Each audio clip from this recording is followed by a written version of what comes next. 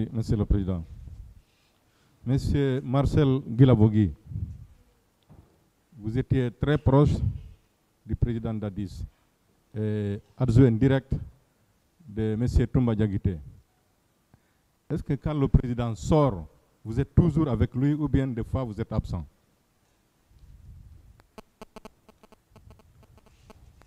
Quand le président sort de la présidence, nous le suivons.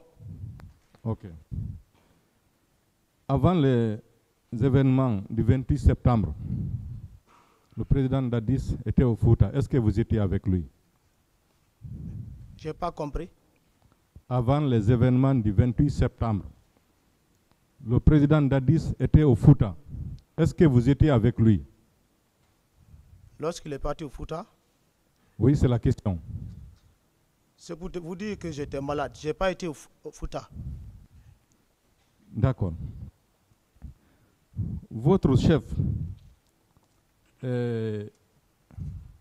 Toumba Diaguité, son interrogatoire à la date du 23 mars 2017, avant-dernière page, au niveau du deuxième paragraphe, il dit ceci.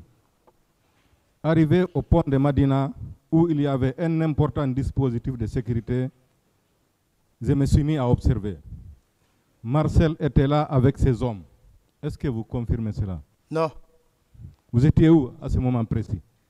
j'étais dans mon lieu de service, sur mon lit de Vous repos. êtes chargé, Toumba est votre patron. Lui, il est sur le terrain. Lui, il dit qu'au niveau du pont de Madina, qu'il vous a observé. Vous vous dites que vous étiez à votre service. Où était votre service alors? Au Calfaire. Donc, quand votre patron sort, vous avez un autre service. Un patron, quand il bouge, il doit bouger avec ses hommes. D'accord. Est-ce que vous connaissez Alpha Amadou Baldé? Oui, Est-ce qu'il y avait des problèmes entre lui et vous?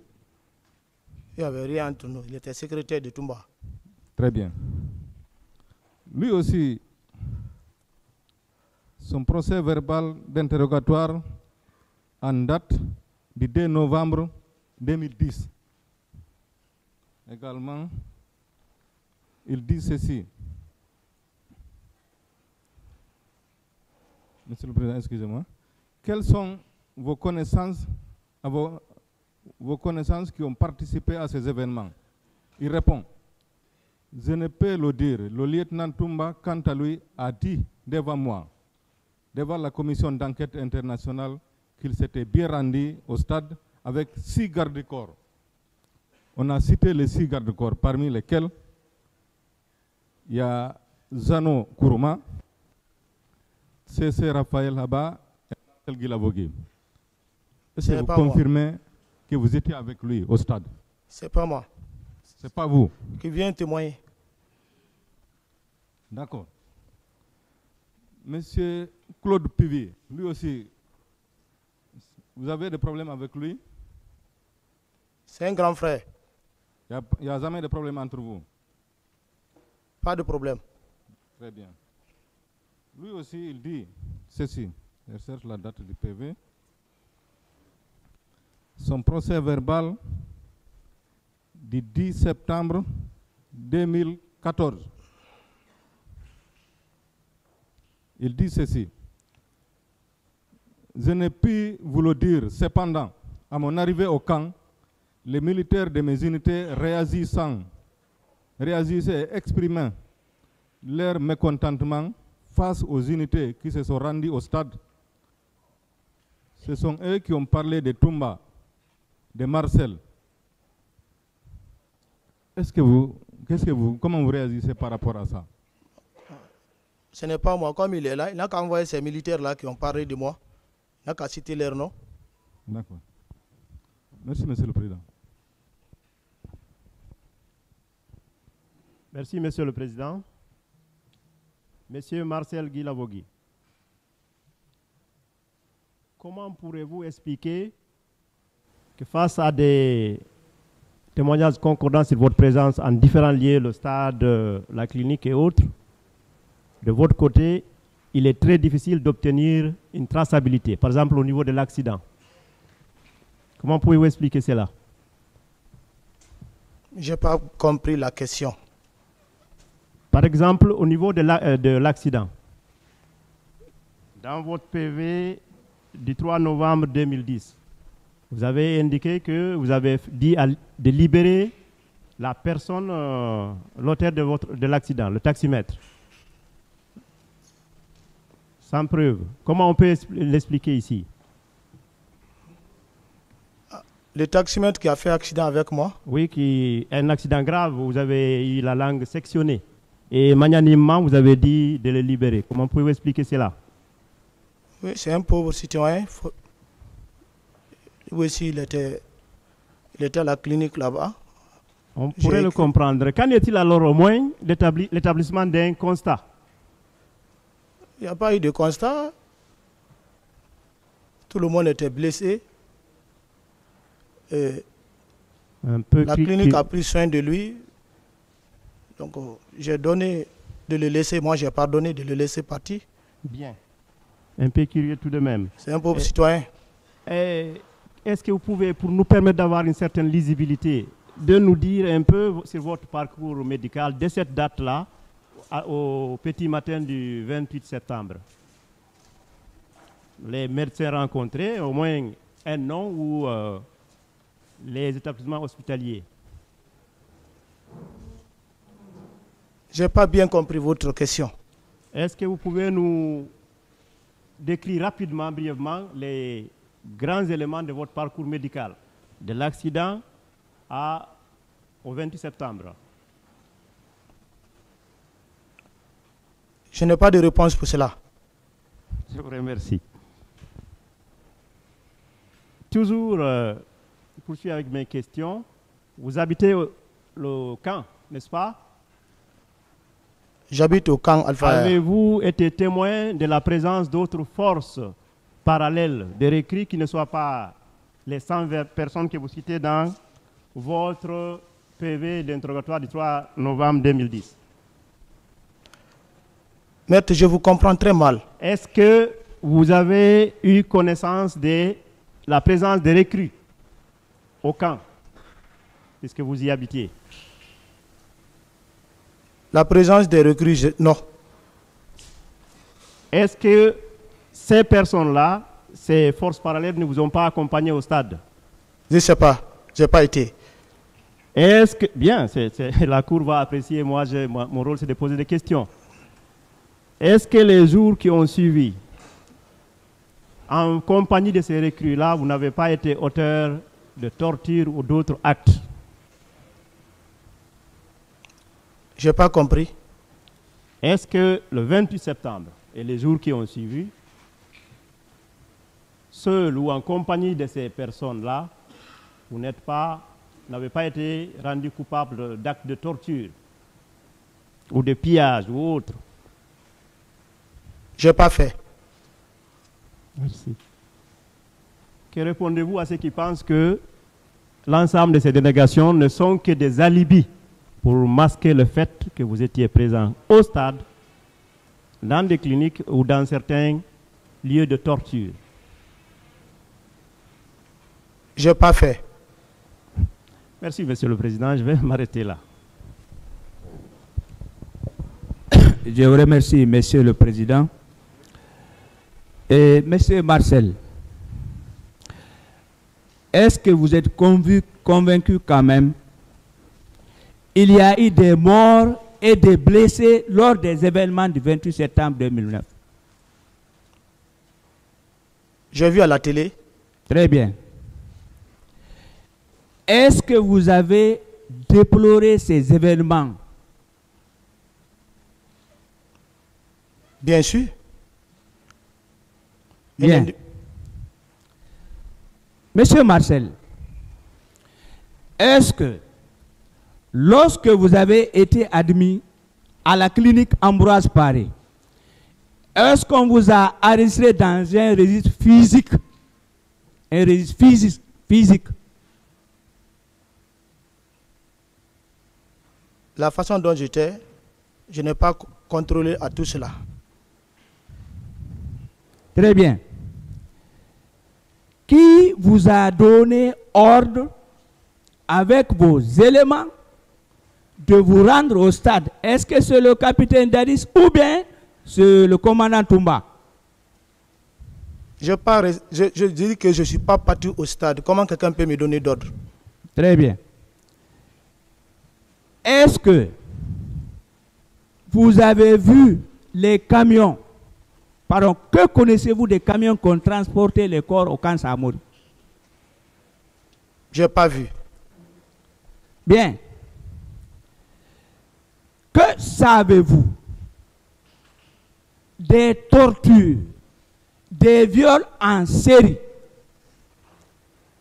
au camp Alpha Yaya Diallo et ceux qui étaient dans un conteneur? Que savez-vous de ces situations-là?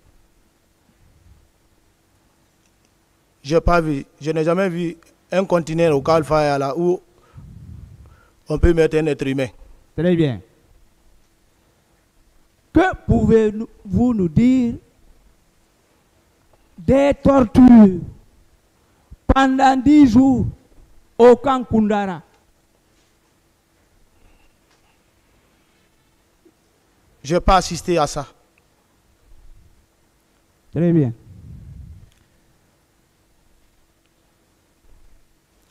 Est-ce que vous pouvez nous donner quelques noms seulement de vos 120 éléments?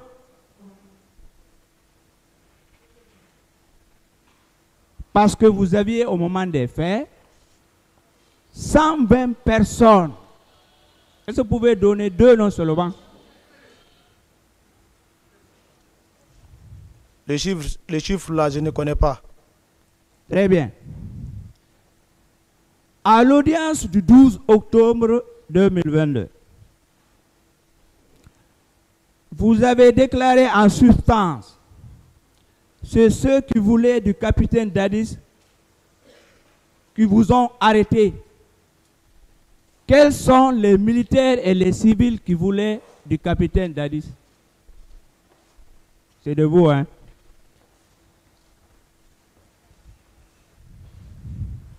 Je ne sais pas. J'étais face à une nouvelle transition. Oui. Alors, est-ce que vous vous rappelez que vous avez donné quelques noms? Feu général Louhoucham, le général Sekouba Konaté et le général Baldé. Est-ce que vous vous rappelez de cette partie? Ce sont eux qui m'ont arrêté. Pourquoi ils vous ont arrêté? Je ne sais pas, parce qu'ils m'ont arrêté pour une première fois pour rébellion. Très bien.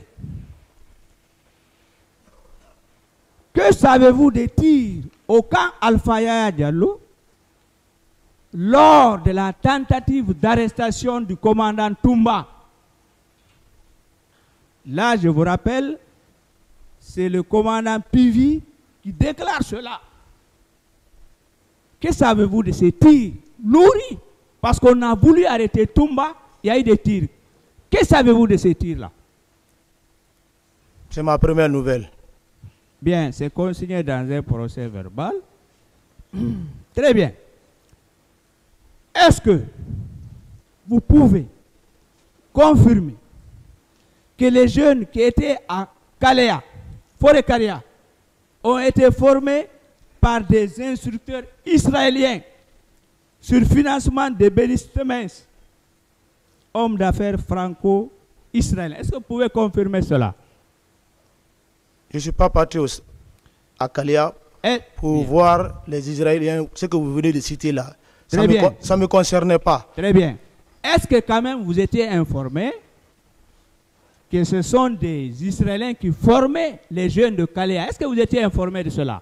J'ai entendu qu'il y a la formation, mais les Israéliens, je ne suis pas au courant. Qui vous a donné cette information?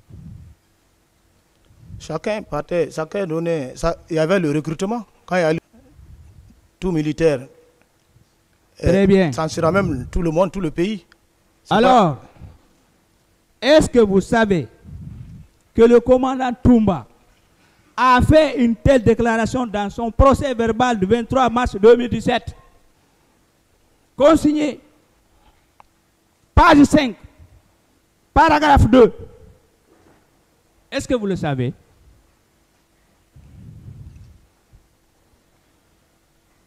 Je reprends. Est-ce que vous savez cette déclaration disant que ce sont des Israéliens qui ont formé les jeunes de Kalea?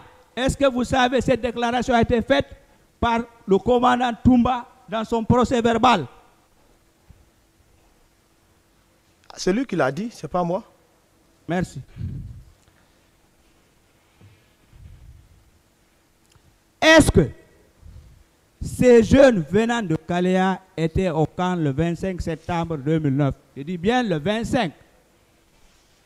Parce que vous étiez au camp. Je ne sais pas, je ne me souviens pas. Très bien. Est-ce que vous savez que les massacres du 28 septembre 2009 ont été planifiés sur le plan humain, sur le plan armement, sur le plan logistique? Est-ce que vous le saviez? Je ne le savais pas. Bien. C'est consigné aussi. Au moment venu, je vais produire le PV du commandant Toumba. Il est là. Quelle relation vous avez avec le capitaine Gono Sangaré? Gono Sangaré. Vous connaissez Gono Sangaré? Oui. Vous dites? Il était l'intendant. Vous le connaissez? Je le voyais. Vous le voyez? Oui. Très bien.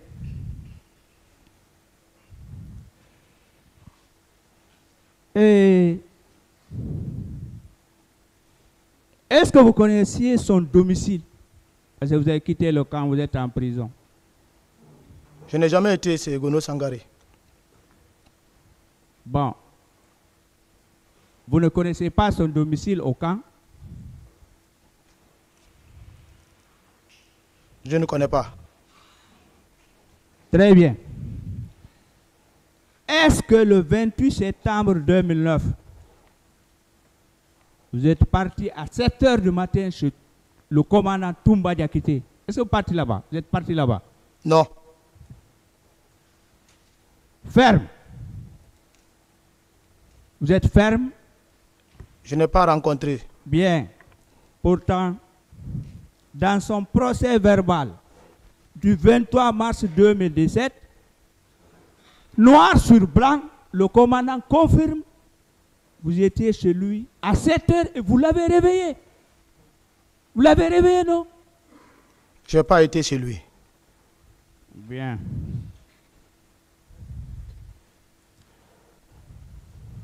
Bien. Est-ce que vous pouvez vous rappeler du commandant du camp Alpha Yaya au moment des faits? C'était notre ancien, C'est qui? le doyen Diamankan. Très bien. Est-ce que ce commandant-là n'a pas pris un contingent de la Numba et des camions et il a mis tout ça à votre disposition? Est-ce qu'il ne l'a pas fait? Sincèrement.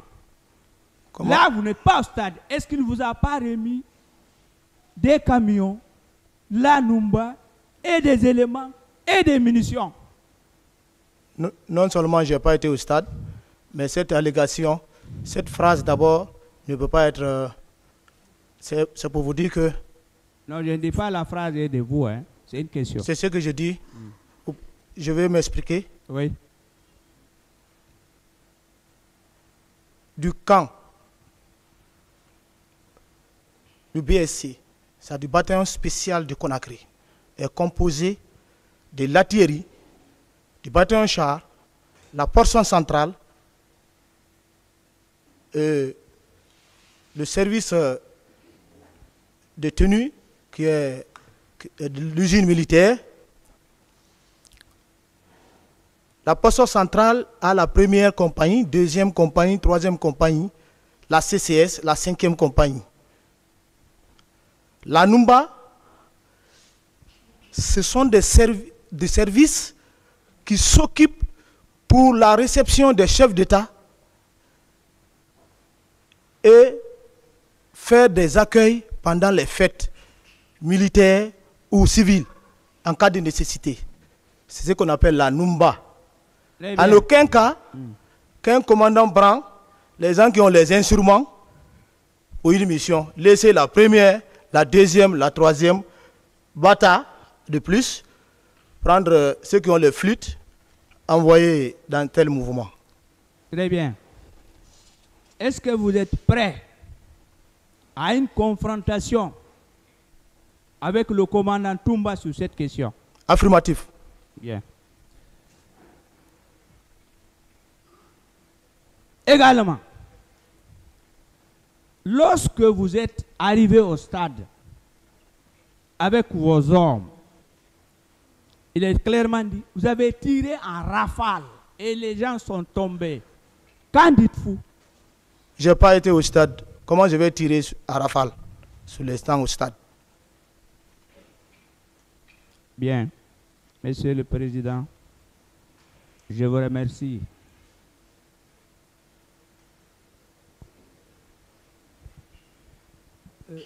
Merci, Monsieur le Président. Bonjour tout le monde.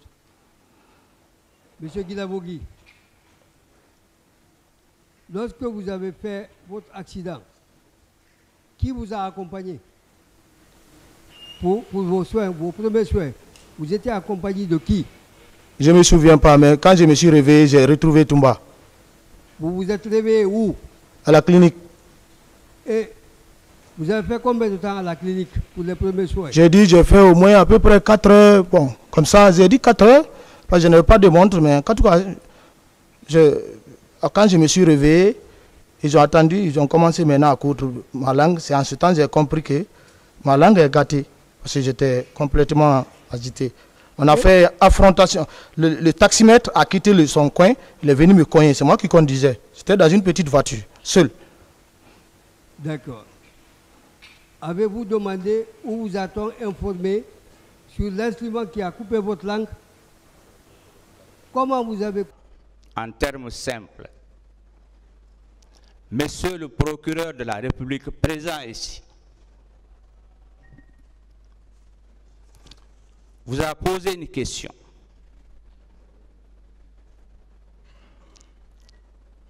Être de bonne ou de mauvaise foi, c'est déterminant devant un tribunal. Est-ce que vous avez compris le sens et la portée? Ou bien si vous voulez en français facile, est-ce que vous avez compris cela? J'ai compris, c'est pourquoi j'ai décidé de venir relater les faits réels de ce que j'ai vécu. Très bien. Monsieur Marcel, est-ce que vous maintenez que vous êtes arrivé au stade aux environs de 10h, 11h? Vous avez fait cette déclaration devant cette juridiction. Vous maintenez cela? Bon, je n'ai pas donné de date fixe, de l'heure fixe. Bon, je n'avais pas une montre. Mais en tout cas, ce que je sais, que c'était avant midi. Donc c'est avant midi que vous êtes arrivé au stade? Oui, parce que, oui, midi déjà, quand il y a le soleil, on peut savoir qu'il est midi. Bien. Vous maintenez également la déclaration que vous avez faite devant cette juridiction, que quand vous êtes arrivé, vous avez entendu des tirs. Vous maintenez cela? Oui. Très bien. Est-ce que vous êtes averti que le massacre a commencé de 10h30, 11h vers 12h? Donc, est-ce que vous êtes convaincu que votre arrivée au stade avec vos hommes, c'est en ce moment que les tirs ont commencé? Moi, je ne suis pas arrivé au stade avec un homme.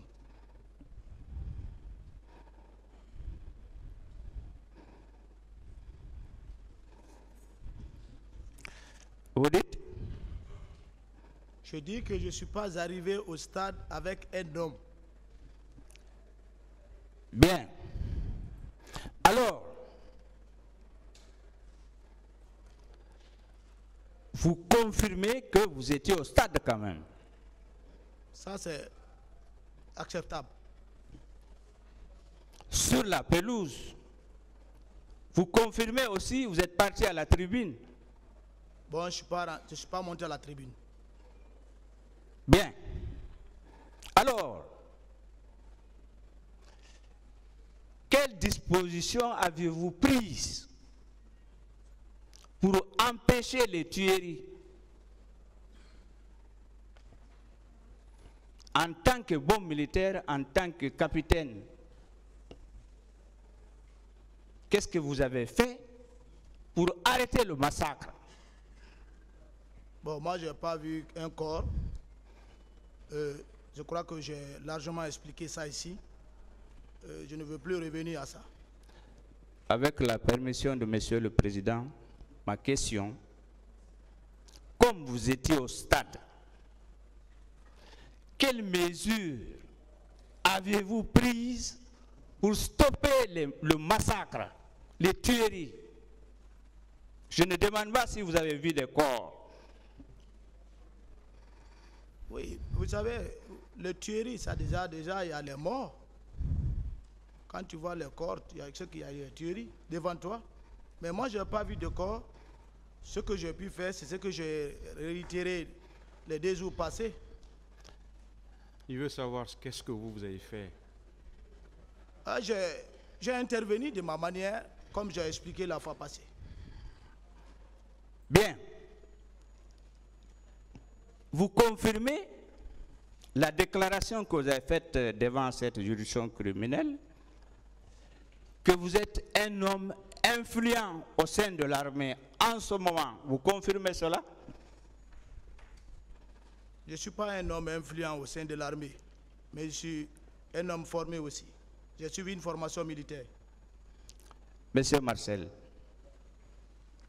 n'est-ce pas, vous avez déclaré ici que vous êtes ou vous étiez influent au sein de l'armée. Moi, j'ai entendu ça, j'ai noté. Je voudrais savoir si vous maintenez. Tout militaire est influent. Donc, vous êtes influent. Bien. Tout militaire. Très bien. Est-ce que vous êtes informé que votre influence a été confirmée par le commandant Toumba dans son procès verbal du 23 mars 2017 avec la permission de Monsieur le Président? Marcel était influent au sein de l'armée. Vous voyez? Donc, Monsieur Marcel, est-ce que votre influence, le fait que vous étiez influent, vous ne faites pas partie de ceux qui ont planifié les événements du 28 septembre et aussi personnellement exécuter cette planification?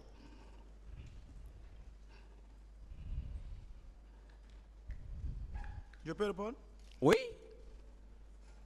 Je ne sais pas comment vous qualifiez l'influence. Moi, depuis que je suis soldat, je travaille au secrétariat de la garnison, adjudant de bataillon. C'est ça l'influence, le service militaire. C'est ça l'influence d'un militaire discipliné. C'est ça l'influence d'un soldat. Le soldat qui est indiscipliné n'est pas influent parce qu'il ne fait pas les règles militaires. Voilà. Moi, je suis influent parce que je suis discipliné. Mais je ne fais pas partie de ce que vous qualifiez ou bien vous analysez comme influence. Bien. Monsieur Marcel, quelle réponse avez-vous à nous donner de cette déclaration du commandant Toumba dans son procès verbal? Je cite: à leur descente des véhicules, Ils se sont mis à tirer. Qu'est-ce que vous avez à nous dire? Ça, c'est le commandant Toumba, à la page 6 de son procès verbal. Lorsque vous êtes arrivé, les tirs ont commencé. Quel est votre avis? Je n'ai pas d'avis. Ma déclaration, c'est ce que je tiens. Très bien. Pourquoi, lorsque le commandant Toumba vous a dit d'arrêter les tirs, vous avez refusé? Il vous a dit arrêtez de tirer, vous avez refusé. Pourquoi? Moi, je n'ai pas vu Toumba me dire d'arrêter de tirer. Parce que je n'avais même pas une arme. Comment il va me dire d'arrêter de tirer? Bien. Est-ce que vous êtes prêt à une confrontation avec le commandant Toumba parce que son procès verbal s'est écrit, il a signé? Vous êtes prêt à une confrontation? Confrontation avec Toumba? Oui. Bon, si le tribunal prend nécessaire. Je voudrais savoir si vous êtes prêt. Ce n'est pas d'abord le tribunal, c'est le tribunal qui ordonne. Est-ce que vous êtes prêt? Parce qu'il faut que cette question soit très claire. Je ne peux pas m'opposer à ça. Merci. Très bien. Monsieur Marcel, est-ce que l'armée, sauf en cas de réquisition, est chargée de maintenir l'ordre? Est-ce que l'armée, je dis bien, est-ce que l'armée, les militaires alors, sont chargés de maintenir l'ordre, sauf en cas de réquisition? Bien sûr, c'est ce que vous dites, c'est la vérité. C'est en cas de réquisition que le chef d'État ou bien le ministre de la Défense au chef d'État-major qui décide. Très bien. Cette réquisition. Est-ce qu'on vous a délivré une réquisition pour être au stade, pour maintenir l'ordre? Bon, moi, je n'étais pas parti au stade pour maintenir l'ordre. Parce que le président était sorti. C'est ce qui m'a poussé d'aller à sa recherche. Et c'est un fait habituel.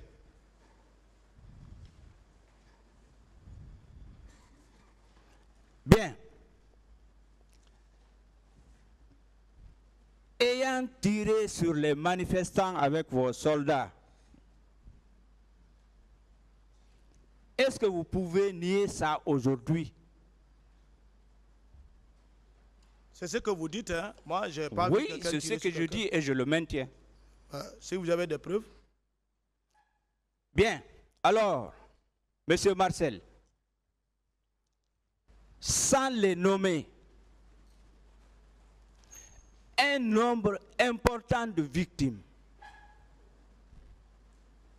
Il y en a qui sont décédés.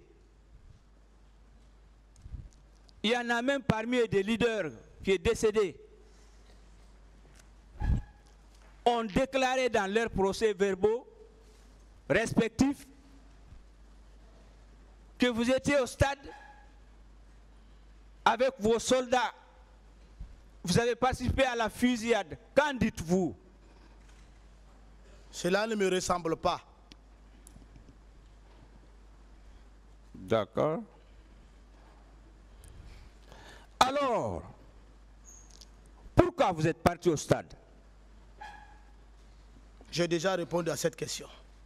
Merci. Vous étiez à la clinique. Vous avez sorti la grenade pour attraper les éléments de Tchéboro, du colonel Tchéboro, pardon. Je n'ai pas dit élément de Tchéboro, j'ai dit Tchéboro lui-même. Très bien. Est-ce que vous seul, vous pouvez arrêter le colonel Tchéboro, vous seul, vous deux, si on vous laisse ensemble? Est-ce que c'est possible?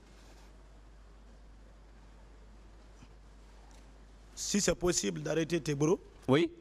Mais bien sûr. Très bien. Mais pourquoi du stade, j'insiste, même si c'est posé, du stade Vous avez suivi les leaders jusqu'à la clinique. Est-ce que ce n'était pas faire du mal, faire exploser, jeter la grenade au sein de la clinique? Non. J'ai beaucoup expliqué cela. Peut-être vous voulez que je commente dire des bêtises, non?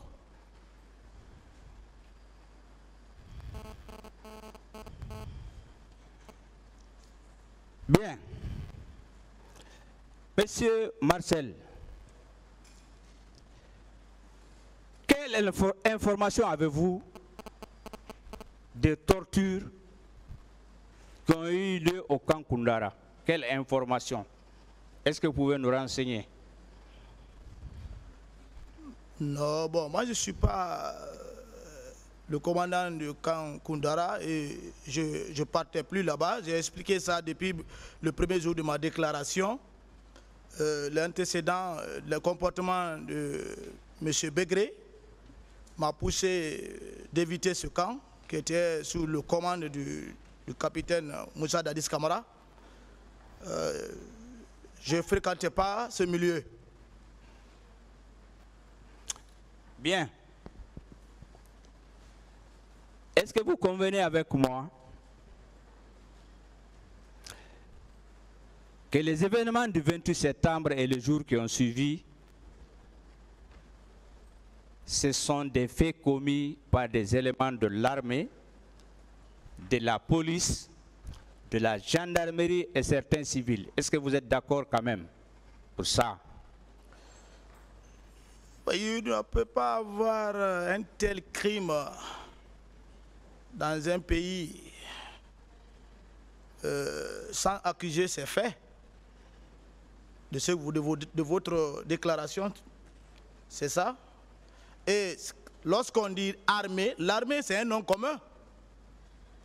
Ce nom commun, ce n'est pas un nom propre. Cette armée a été dirigée par une hiérarchie. Cette armée ne peut pas faire des bêtises sans au vu du chef de l'État. Alors, si le chef de l'État lui-même ne veut pas prendre sa responsabilité, alors, où nous en sommes? Que toute la hiérarchie soit là? C'est une honte pour le CNDD. Ou bien tous les membres du CNDD doivent être là pour répondre devant l'histoire. Parce que vous dites l'armée. Excusez-moi. L'armée, ce n'est pas un individu, c'est un nom commun.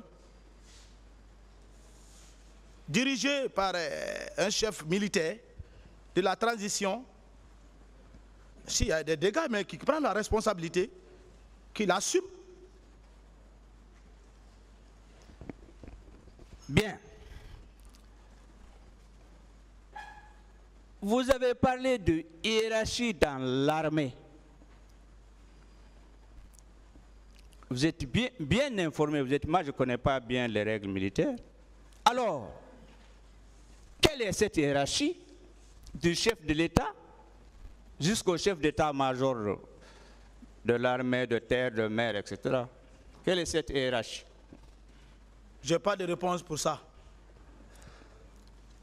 Très bien.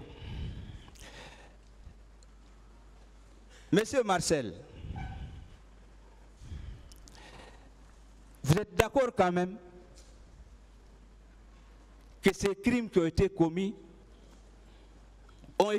contre une population civile quand même? Vous êtes d'accord avec moi? De nos jours, je n'ai pas entendu encore qu'il y a eu un militaire décédé au stade. Je vous félicite et je vous remercie pour cette réponse. Donc il n'y a aucun militaire, c'est contre les civils. Très bien. Monsieur Marcel, est-ce que vous avez suivi les débats entre avocats, tribunal et parquet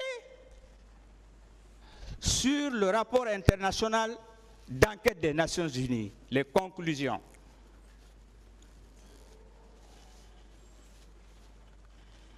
Moi, je n'ai pas lu ça. Je n'ai même pas ça à mon niveau. Je vais être précis. Je ne vous demande pas si vous avez lu le rapport.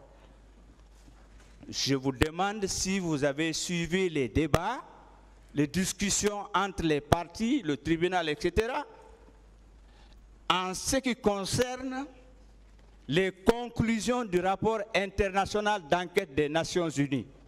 Est-ce que vous avez suivi ces débats-là parce que vous étiez là-bas? Bon, je me rappelle plus de ces conclusions-là. Bien.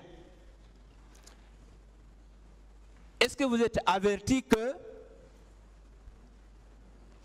dans ce rapport, l'une des conclusions essentielles, c'est que les crimes qui ont été commis au stade, ce sont des crimes contre l'humanité.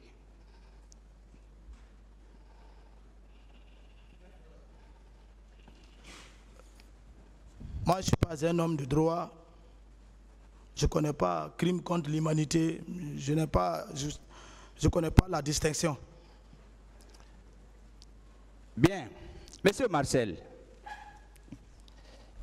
est-ce qu'au sein de l'armée, de la police et de la gendarmerie, on ne vous enseigne pas le droit humanitaire?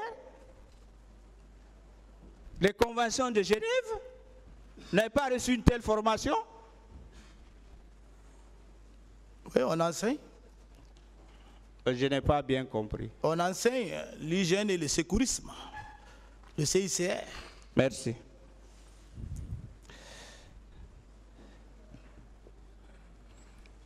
Êtes-vous encore informé que la Cour pénale internationale, le bureau du procureur particulièrement, suit ce dossier? Est-ce que vous êtes informé? Est-ce que vous le savez? Bon, que la CPI suit ou pas, moi j'ai confiance à la juridiction guinéenne, qui d'ailleurs est honorée depuis hier par un trophée du ministre de la Justice. J'en ai fier de ma justice. Bien. Vous n'êtes pas juriste, mais vous avez des avocats. La question qui suit, est-ce que vous vous rappelez que lors de l'ouverture de ce procès-là, le procureur de cette cour, M. Khan, était là? Est-ce que vous vous rappelez de cela?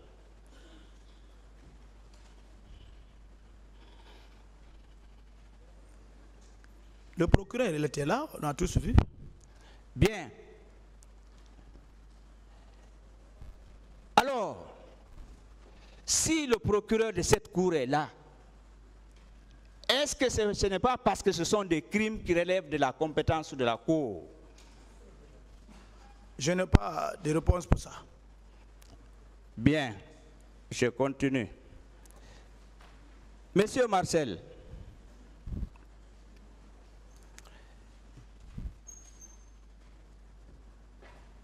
est-ce que vous savez, lorsque ce procureur est venu, il a signé un protocole avec le gouvernement guinéen, avec le colonel Mamadi Doumbouya. Un protocole a été signé pour le suivi de cette affaire. Comme je n'étais pas là-bas, je ne peux pas confirmer. Bien.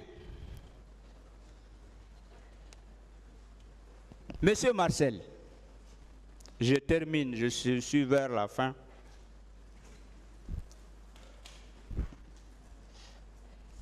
Aujourd'hui, nous avons 11 accusés. Est-ce que, monsieur Marcel, comme vous avez décidé de venir dire la vérité et toute la vérité, on va mourir tous, hein?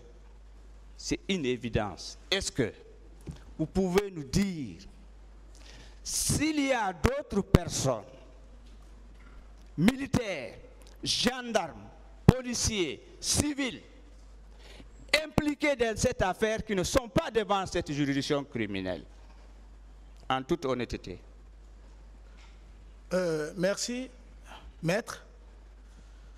Vous savez, il ne faut pas tordre les doigts.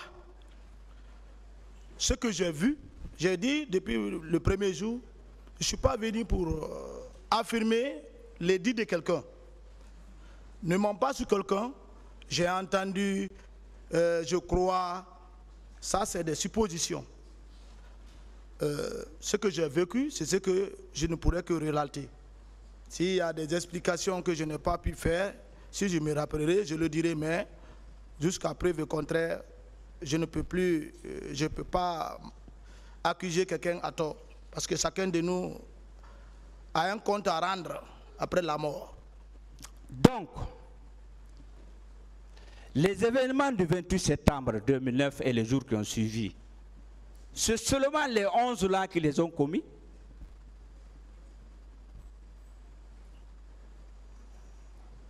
En toute honnêteté. Donc c'est seules ces personnes-là. 11, ça veut dire? Les 11, y compris vous. Il y a 11 accusés ici. Nous sommes des accusés, c'est au tribunal d'apprécier qui a fait quoi à travers les déclarations et les preuves. Avec la permission de Monsieur le Président, je vais repréciser ma question. Je vais vous demander les événements du 28 septembre et les jours qui ont suivi. Est-ce que c'est seulement vous, les 11 là, qui les ont commis, ou bien il y a d'autres personnes, civils, militaires, gendarmes et policiers? Donc tout ce qui s'est passé, est-ce que c'est vous 11 seulement? C'est ça la question. C'est ce que je viens de dire. On a fait des déclarations. C'est au tribunal d'apprécier. D'accord. Monsieur Marcel, je termine par ceci.